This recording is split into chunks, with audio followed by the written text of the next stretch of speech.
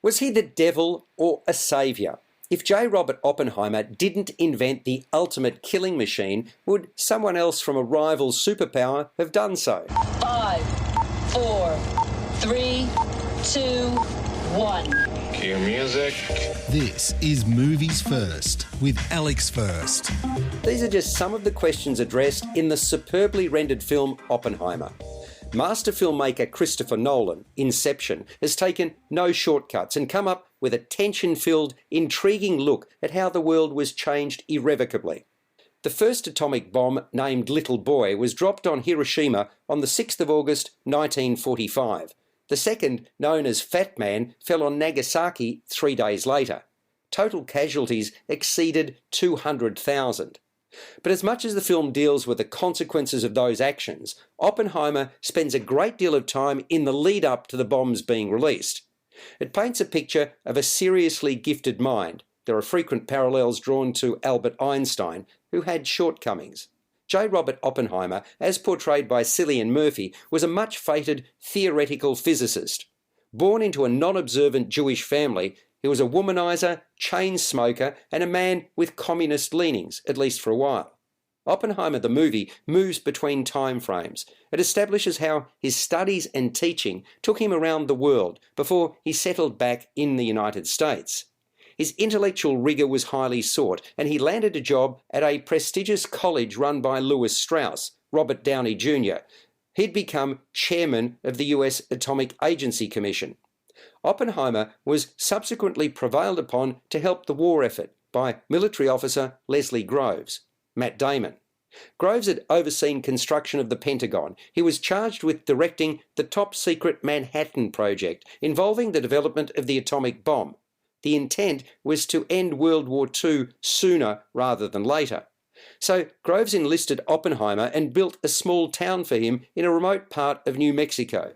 That enabled the latter and his team to carry out their work in isolation. After developing the nuclear weapon, J. Robert Oppenheimer became increasingly concerned about its use and misuse. This was the time of Harry S. Truman, when the House Un-American Activities Committee was established to expose Americans with communist ties. Oppenheimer was effectively put on trial.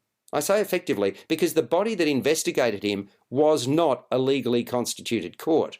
At the same time, the pressure was turned up on the US Atomic Agency Commission chair.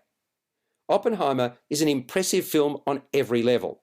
Let's face it, making physics, especially theoretical physics, interesting, stimulating even, to anyone other than science nerds is no mean feat. But Nolan has managed to do just that. He's left nothing to chance, and his attention to detail is commendable. There are so many threads and characters here. 3 hours is a long time, but Nolan does not waste a frame. Each scene is another piece of a highly political and at times deeply personal puzzle. The film's based on the Pulitzer Prize-winning book American Prometheus, The Triumph and Tragedy of J. Robert Oppenheimer by Kai Bird and the late Martin J. Sherwin. Oppenheimer is infused with a series of scintillating performances, earnestly led by Cillian Murphy. His representation of the genius is remarkable and insightful.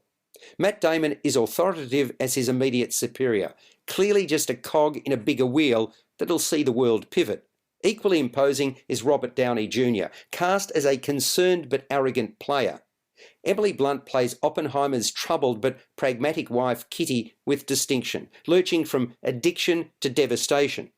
So too Florence Pugh, who excels as Oppenheimer's lover Jean Tatlock, savvy in a bookish sense but naive and ultimately savaged. As with many other cast members, there are notable layers to the main players' respective performances, from which the film benefits enormously. Josh Hartnett is cast as a pioneering American nuclear scientist, and Casey Affleck as Chief of Army Counterintelligence at the Presidio in San Francisco. Kenneth Branagh is a Nobel Prize-winning physicist, while Rami Malek is an associate experimental physicist. Alternating imagery in colour and black and white, Hoyt van Hoytema's evocative cinematography draws in the audience to the cat-and-mouse game at play. Ludwig Göransson's arresting score adds another stratum to the anxiousness evident throughout. A phenomenal cinematic achievement, Oppenheimer is undoubtedly the film of the year. Surely Oscars await. It scores a 10 out of 10. You've been listening to Movies First with Alex First. Available at Apple Podcasts, Google Podcasts, Spotify, iHeartRadio, or your favourite podcast player. You can also stream on demand at Bytes.com. This has been another quality podcast production from Bytes.com.